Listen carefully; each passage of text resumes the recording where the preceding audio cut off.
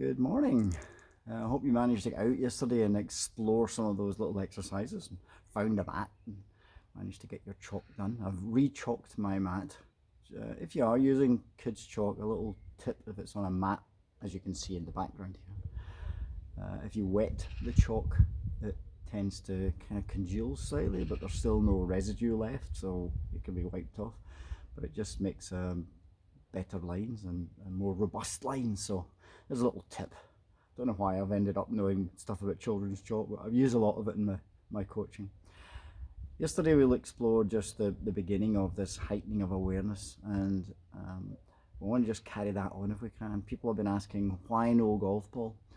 Can I not just use a ball while I'm doing this? And I'm just advising you not to, because I'm going to take you on a journey that is pretty extreme, and it's going to evoke lots of mishit shots, maybe quite dramatically mishit shots, and that can kind of curb the enthusiasm belief that this is of any value. So we want to be trying to make sure that whatever extreme delivery we're exploring, it is actually going to collide with the ball and hit some kind of golf shot. So if you can hang on in there, it's just a few weeks until we can actually get to hit golf balls. By that time I think we'll be more able to explore this effectively. So today we're going to look at changing the path of the golf club to the right and to the left. Yesterday we were exploring straight. In reality it may not be straight when we discover it being hit with a golf ball, but at least we're going to have the ability to change that if it isn't as straight as we had hoped. Now, most people would consider swinging the club to the right and to the left purely looking and considering their feet as the start point, but the first thing you need to consider is the golf club. If it was a hammer, you wouldn't consider your feet. You would consider the direction of the nail and then work back from that. So we want to be doing the same if we can with the golf club. I always feel as if I'm using the palm of my right hand to influence direction, and then I'm working back from that. Also the back of my left, as if I'm delivering force to the right or down or left.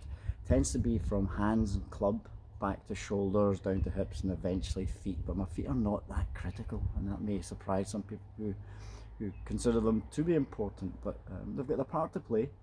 But it's more about finding a position where you truly feel as if you can deliver the force in certain directions. So we're just going to be going right and left today, and we're going to be standing with the club face square to the right path. So it'll be, when we look down at it on our mat, it'll be aiming to the right, but we're swinging it to the right. First thing we're going to do is we're going to keep it square on the backswing, and then we're going to close it on the downswing. So square on the backswing, close it on the downswing, collide with our spot.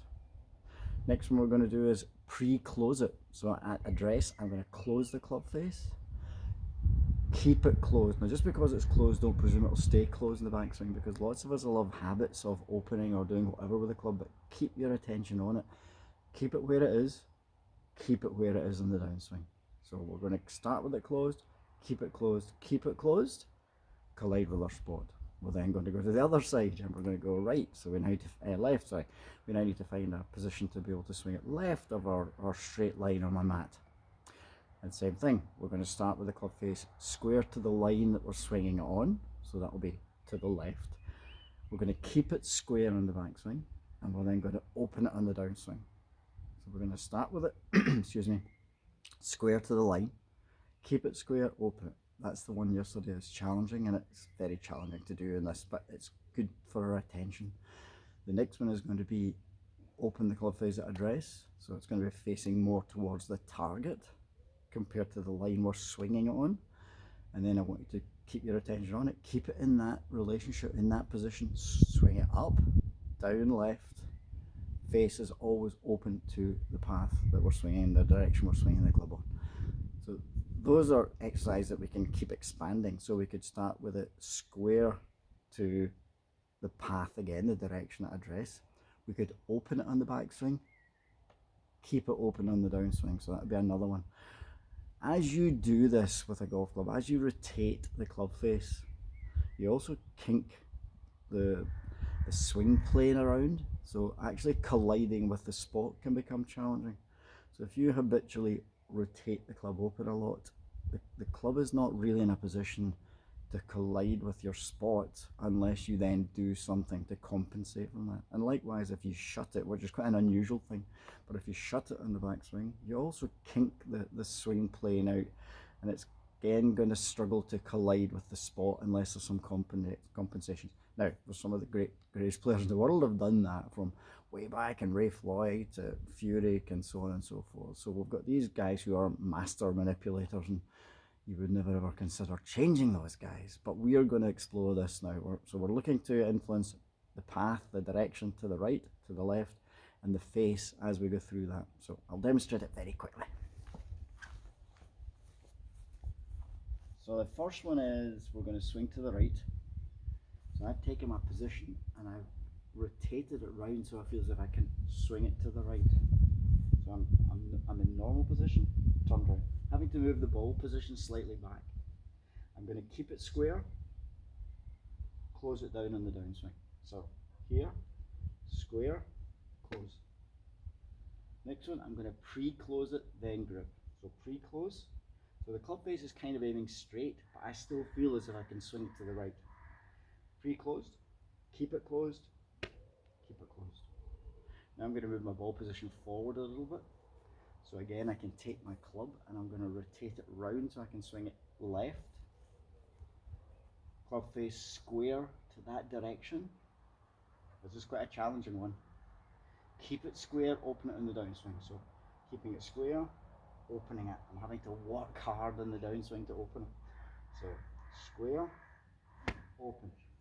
Feel my body having to contort there to help me do that. And the final one is going to be pre-open.